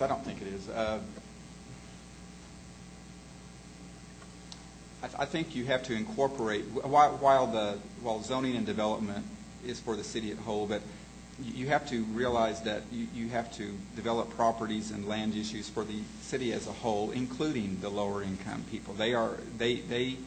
Russell mentioned sales tax. While we know that's theory, but reality, that's how we're funded. That's how a city is funded. They can spend money too, and we have to be realistic in providing placement and proper economic resources for lower income, and make sure it all works together. So it's all part of the planning process, and it's vital to the success of a city. Great. Wayne, are there any current design controls in downtown Tulsa? I.e., could a developer build a warehouse clad in metal on a parking block downtown under current CBD zoning? That's a short answer, yes. CBD zoning really does not have any design controls. It's more permissive. CBD zoning basically has less controls than any zoning district within the 26 zoning classifications. There's no parking requirements, there's no height, there's no setbacks, there's no requirements so it's basically a development-free zoning. Great. Pam, neighborhoods grow and thrive when they spring up organically. What can be done to encourage organic neighborhood growth, especially downtown? A vital urban landscape depends on people inhabiting it. Well, I think you have to have the infrastructure for something to grow organically. You have to have a place to buy your groceries, do your laundry, that sort of thing. And I think we have the start of that downtown. And I think that there are some developments downtown already that are residential. And I think the only thing that's limiting more of that happening is someone to do something with the property, do something with some of these parking lots we have. We have a lot of land downtown. We have an enormous amount of land to do something with downtown. Russell, Oklahoma City has had urban conservation districts for many years. How successful have they been at encouraging compatible infill development? Terry Smiley. They have not been successful at all. They've had no teeth. About the best aspect of urban design, of urban conservation districts, is that their ineffectiveness has driven people to create preservation districts instead, because they have more teeth. We still think there's a missing link in our ability to protect traditional neighbourhoods, but the urban conservation district has not been the vehicle. Great. Pastor Carter, is Tulsa, which seems to be in love with its super mega stores and miles of surface lots, ready for all this? I think Tulsa is ready for it. It has to be ready for it. I think this is kind of the tension that we're facing. I was listening to the answers there. They're saying that because of what's happening, it's going to take time to do this. And whenever you have a broken relationship, it does take time to restore trust. But when the house is on fire, you don't have just a lot of time. So you're going to have to be expeditious in what you're doing. And I think that the issue is kind of like, what's the Chinese word? Whatever it is, it means crisis and opportunity. In every crisis, there is an opportunity. I think that we got to start with the downtown, no matter what anything says. You start with the downtown. When I was small, I used this example before. When I was small, my father cut down a tree. It was a tree that suddenly died. We thought it suddenly died, but when he cut it down and sliced it open, although it wasn't visible from the outside, it had rotted from the inside. And that's what happens if you take away the infrastructure or the inside of this city. There will be nothing left. It will be slowly dying and decaying. So, roundabout answer. Casey, do you believe that downtown revitalization should be a priority for every city councilor? Shouldn't that priority be reflected in where we put dollars and resources? I absolutely do believe it should be a priority for every city councilor, as has been said many times, and as Pastor just eloquently illustrated. It may not be in that particular councilor's district, but it all feeds off the core. It is the center of Tulsa, and it is what drives it. I challenge anyone here to show me a thriving city in America that does not also have a thriving downtown. It doesn't exist. So yes, if you want benefits in all of the city council districts that don't happen to be downtown, then yes, they should be very focused on downtown revitalization.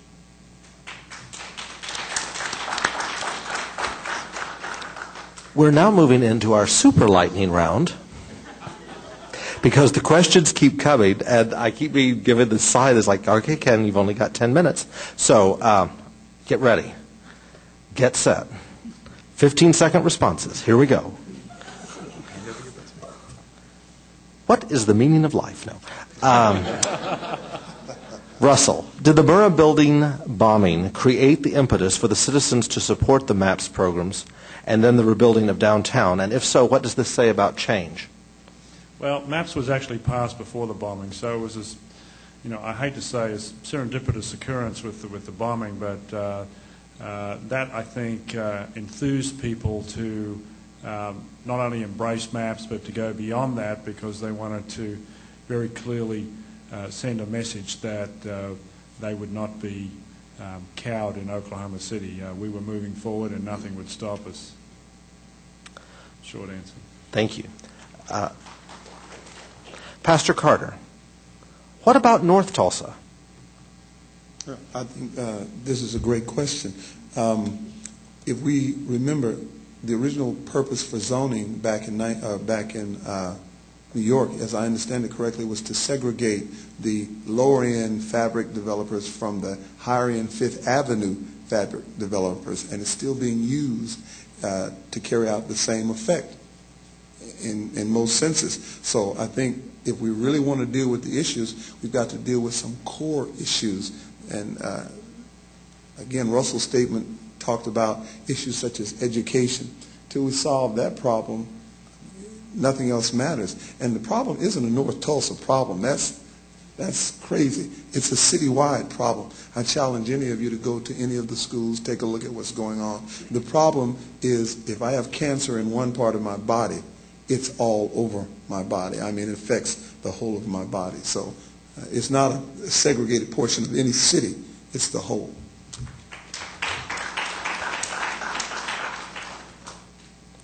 Pam, can you describe further how the psychological shift in Oklahoma citizens since MAPS has this is for Russell. Never mind. Russell, can you describe further how the psychological shift in Oklahoma citizens since MAPS has been, how it has empowered your department, the psychological shift? Without the success of maps and everything else that we are currently doing, there wouldn't be an impetus to put an emphasis by the city on economic development. Our approach in the past has been to completely defer that responsibility to the Chamber. We recognise now that the Chamber finally is unable to address all of our needs. They cannot focus on downtown to the degree that we need to focus on it, because they have to focus on the entire metro area, and their clients require them to do that. But going to what the pastor has said, the downtown is the heart of the organism, and if you do not have a healthy heart, you do not have a healthy organism. So without maps, we wouldn't exist. We still have a long way to go. We have to prove ourselves, and by small steps, by showing that that things can be done, it only leads to a longer rope, shall we say. So we can either hang ourselves, or we can do whatever can be done with a rope, I guess. Okay. Or analogy. Okay, now we're moving into the really, really super fast lightning round. In 5 seconds or less. No, I'm just kidding. I'm just kidding. But Pam says, thank you for your work on the Brookside plan. What can be done to enforce certain aspects of the plan, or any plan, that are currently not adhered to, such as parking, traffic, and trash?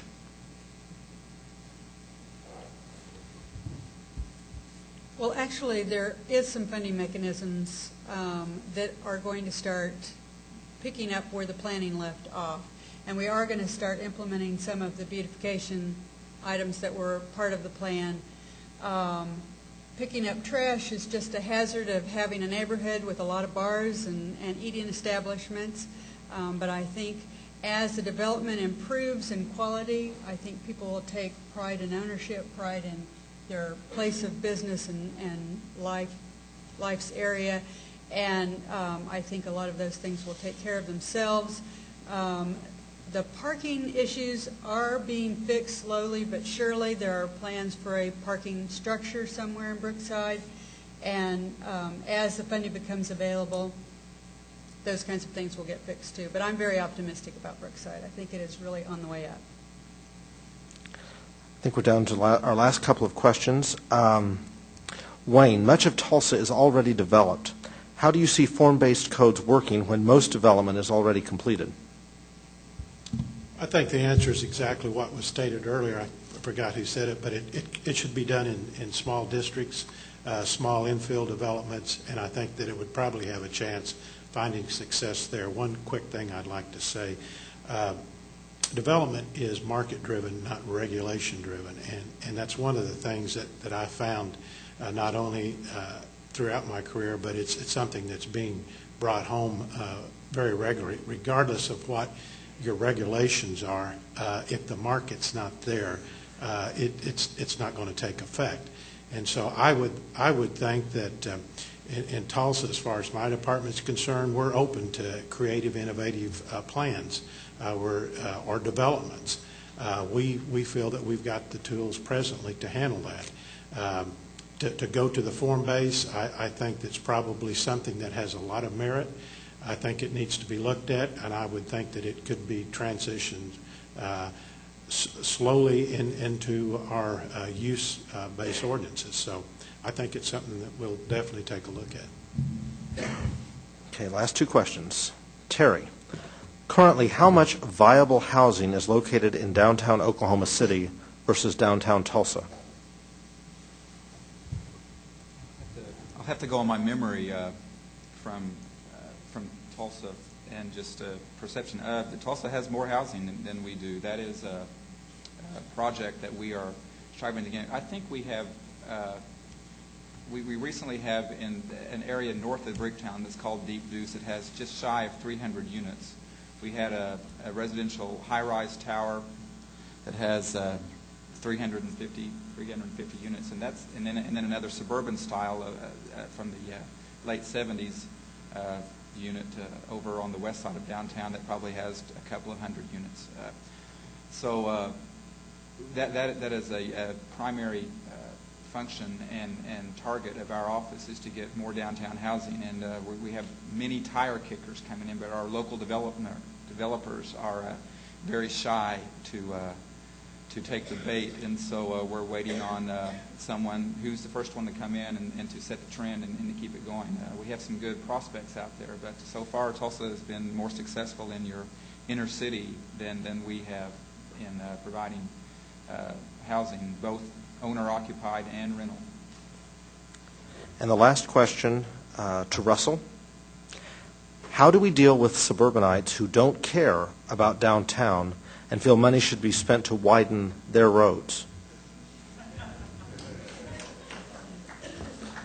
I think Peter Calthorpe is in the audience here. I think you have to lead by example. Suburbanites are getting all the services that they need currently. I think what the problem, and that's the problem, because they're not aware of the functionality of the entire community. Educating them about downtown can only be done by creating an environment downtown that doesn't exist for them elsewhere, that they have to come downtown to enjoy. And that has to appeal to all age groups. You have to have, obviously the entertainment district downtown is a significant draw for younger people, and then they become very comfortable with downtown and then want to live downtown. But you've also got to attract the empty nesters. You've got to provide schools and daycare so that you can bring families downtown. You've got to address their security concerns. And you've also got to provide for the elderly as well. We're lucky in that we have two major medical facilities downtown. It makes a lot of sense to provide for senior housing adjacent to those facilities. So we really have the opportunity to cover the full spectrum, but we've got to provide the attractions and then they will follow. And we've had great success with that so far. I'd like to add something to that.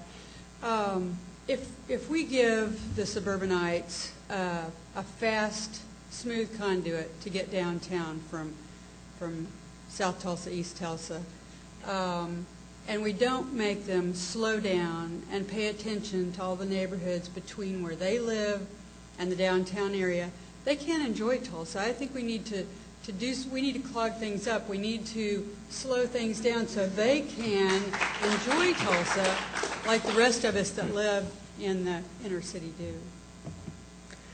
And with that, I want to thank our panelists and bring Rebecca back up.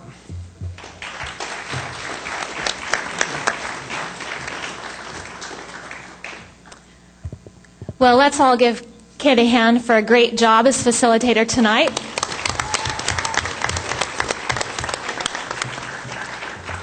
I would also like to thank all of you panel members for being willing to volunteer your time and put yourselves on the spot, having no idea what we were going to ask you. Thanks so much. Yes?